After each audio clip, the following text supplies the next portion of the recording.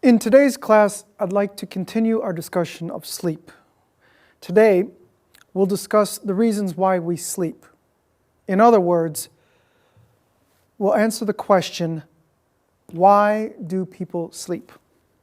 And you might find some of this especially interesting because I'll be discussing some of the interesting evidence on how sleep affects learning.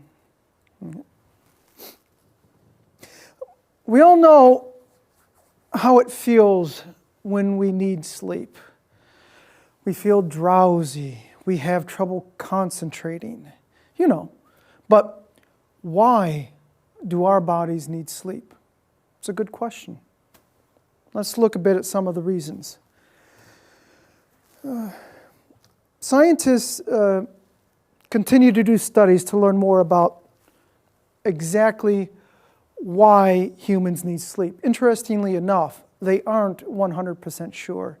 They don't know, for example, why human beings cannot simply rest, meaning lay down quietly, as insects do. But they do know some of the reasons why we sleep. We'll look at two of the reasons. Okay? One reason is that it helps our bodies recover.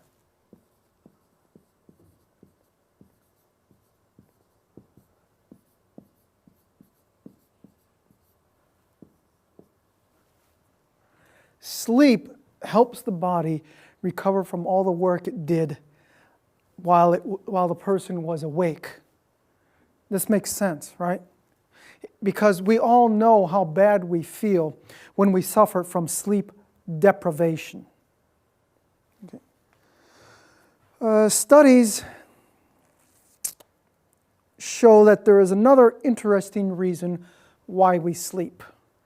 These studies show that sleep is important for learning.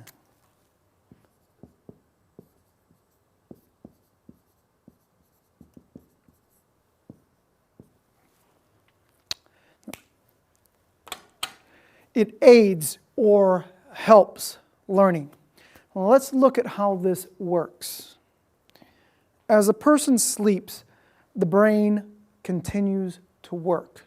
It performs tasks like organizing long-term memory and integrating new information learned during the day, and physical tasks like repairing and renewing the nerve cells in the brain. This is really important for you as students.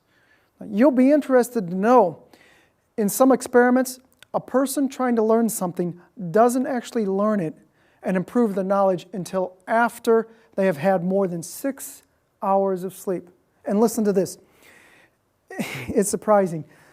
A study done at Trent University in Ontario, Canada, suggested that students who studied hard all week and then stayed up all night partying on the weekend lost as much as 30% of what they had learned during the week.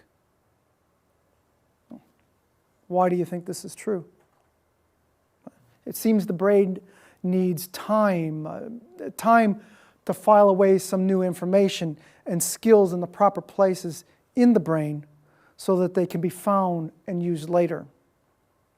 So, we know this about learning, but scientists want to know more. And one way scientists learn about the reasons we need to sleep is they look at what happens to people when they don't sleep enough, when they are deprived of sleep. Now, there are many studies done to learn about the effects of sleep deprivation.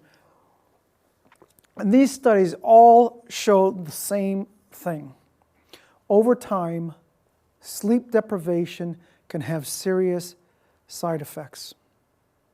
There are 3 areas that are most affected.